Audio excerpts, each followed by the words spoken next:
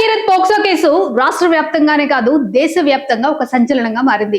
శనివారం రాత్రి నిందితుడి అరెస్ట్ జరిగినప్పటి నుంచి ఈ అరెస్ట్ వెనుక నడిచిన హైడ్రామా ఏంటి, ఇందులో పోలీసులు ఆడుతున్న రోల్ ఏంటి, భగీరథ్ కుటుంబం చెప్తున్న మాటలు నిజమెంత అనే ప్రశ్నలు ప్రతి ఒక్కరిని కూడా ఒక విస్మయానికి గురి చేస్తున్నాయని చెప్పొచ్చు. ఎందుకంటే ఒక పక్క కాకీలేమో మేమే అడ్రస్ వెతికి పట్టుకున్నామని గొప్పలు చెప్పుకుంటే, మరొక పక్క భగీరథ్ తండ్రి లాయర్లు మాత్రం చట్టాన్ని గౌరవించి మేమే అప్పగించామని కథలు చెప్తున్నారు. అయితే ఈ పొంతెనలేని వ్యవహారాల మధ్య అసలు నిజంగానే భగీరథ్ ని ఆయన తండ్రి లాయర్స్ తీసుకొచ్చి పోలీస్ స్టేషన్ కి అప్పగించారా, లేక నిజంగానే పోలీసులు చెప్తున్నట్టు మేము కరీంనగర్, ఢిల్లీ, ఇక భగీరథ్ ఏ ప్రాంతాల్లో అయితే తిరిగాడో ఆ ప్రాంతాలన్నింటికి పంపించాము, లుకౌట్ సర్వీస్ జారీ చేశామని చెప్పిన పోలీసులే పట్టుకున్నారా? ఇకపోతే ఏమంటున్నారంటే, ఎవరైతే భగీరథ్ ఉన్నాడో భగీరథ్ పోలీస్ అకాడమీ చుట్టూ తిరుగుతున్నాడని చెప్పేసి మాకు ఇన్ఫర్మేషన్ వచ్చింది, ఆ ఇన్ఫర్మేషన్ పట్టుకునే మేము వెళ్ళి భగీరథ్ ని పట్టుకున్నాము అని చెప్పేసి అంటున్నారు. ఎవరైతే భగీరథ్ ఉన్నాడో భగీరథ్ పోలీస్ అకాడమీ చుట్టూ తిరుగుతున్నాడనే విశ్వసనీయ సమాచారం మేరకు నాకాబందీ నిర్వహించి సైబరాబాద్ లోని నర్సింగ్ పోలీస్ స్టేషన్ పరిధిలోని మంచిరౌల టెక్ పార్క్ సమీపంలో భగీరథ్ ను మే 16, 2026 రాత్రి 8:15 అదుపులోకి తీసుకుని పేట్ బషీరాబాద్ పోలీస్ స్టేషన్ కి తరలించామని చెప్పేసి చెప్తున్నారు పోలీసులు. ఇక్కడ ఎవరి మాట నమ్మాలి? ఇక మనం కొన్ని విజువల్స్ చూసాము, వీడియోస్ లో కూడా భగీరథ్ ను వాళ్ళ లాయర్లే పక్క నుండి ఒక 2-3 లాయర్లే పక్క నుండి తీసుకొచ్చిన విజువల్స్ కనిపిస్తున్నా గానీ ఎక్కడ కూడా వెళ్లి పోలీసులు పట్టుకుని తీసుకొచ్చిన విజువల్స్ లేవు. ఎక్కడ మనకి విజువల్స్ కనిపించాయి? ఏదైతే మనకి చర్లపల్లి జైలు ఉందో ఆ జైలుకు తీసుకొచ్చినప్పుడు ఒక పెద్ద క్యాన్వాయ్ లాగానే ఉందన్నట్టు.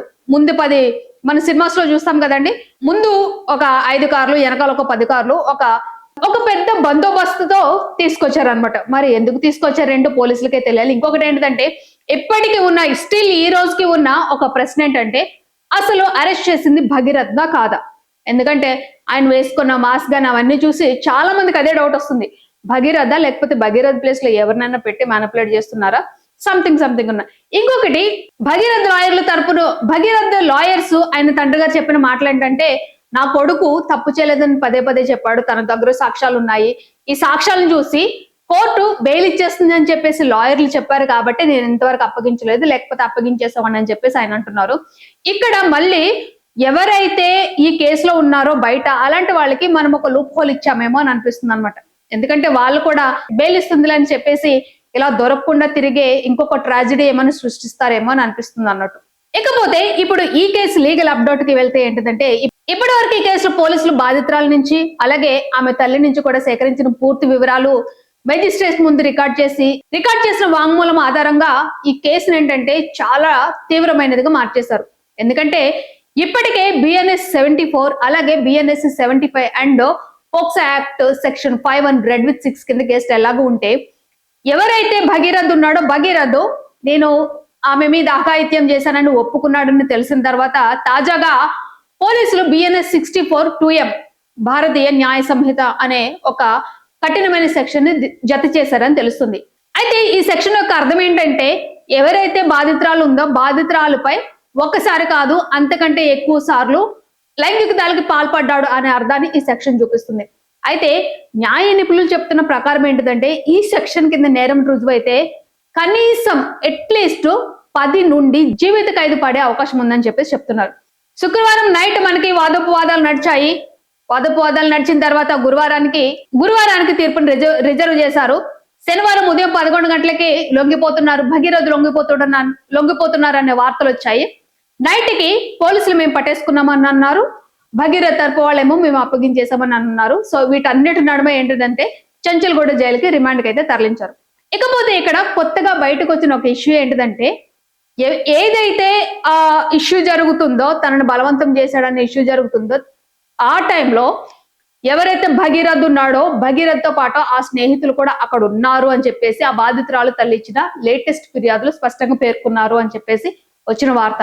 అయితే ఏదైతే అఘాయిత్యం జరిగిందో అఘాయిత్యం తర్వాత బాధితురాలు తల్లిదండ్రులు పోలీస్ కంప్లైంట్ చేయకుండా ఆపడానికి, వాళ్ళ మధ్య రాజీ కుదిర్చడానికి, బెదిరించడానికి ఏకంగా భగీరథ్ ఫ్రెండ్స్ దాదాపు 10 మంది రంగంలోకి దిగి దీన్ని అంతటినీ కూడా మేనేజ్ చేయడానికి, అంటే భయపెట్టడానికి, రాజీ చేయడానికి కుదిర్చారని చెప్పేసి వార్తలు వస్తున్నాయి అనమాట.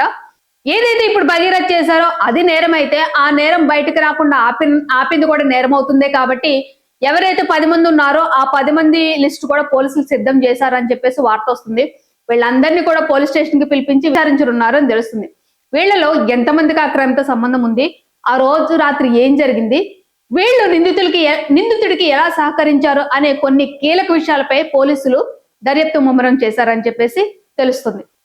ఇక ఇప్పటికీ కూడా నాకు ప్రజలకున్న ప్రశ్న ఏంటంటే, పెద్ద ప్రశ్న, ఈ సమాజంలో సామాన్యుడికి ఒక న్యాయం, పవర్ లో ఉన్నవాడికి ఒక న్యాయం.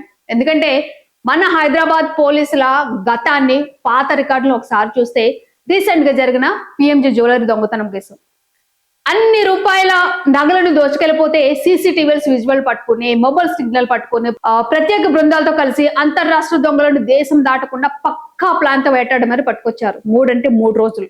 అలాగే జూబ్లీ హిల్స్ లో ఎవరైతే పోలీస్ భార్య ఉన్నారో ఆవిడ హత్య కేసులో కూడా ఒక నిందితురాలు ఎవరైతే కల్పన ఉందో, కల్పన ఇప్పుడు నేపాల్లో ఉంది, ఆమెను కూడా పట్టుకుంటామని చెప్తున్నారు. ఆమెతో పాటు సహకరించిన మిగతా నిందితులను కూడా పట్టుకున్నామని చెప్తున్నారు కదా.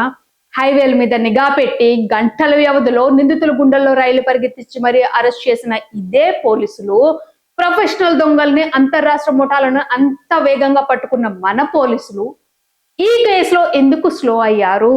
పోలీసులు చెప్పింది ఏంటి? ఎక్కడో తిరగట్లేదు, పోలీస్ అకాడమీ చుట్టుపక్కల మాత్రమే తిరుగుతున్నాడు, అక్కడనే అరెస్ట్ చేశామని అంటున్నారు. మరి పోలీస్ అకాడమీ చుట్టూ తిరుగుతుంటే మన వాళ్ళకి తెలియలేదంటారా? సామాన్యులైతే ఇల్లు పీకి పందిరి వేసే మన పోలీసులు ఈ కేసులో ఎందుకు ఇంతలా సహకరిస్తున్నారు అనే అనుమానాలు వస్తున్నాయి.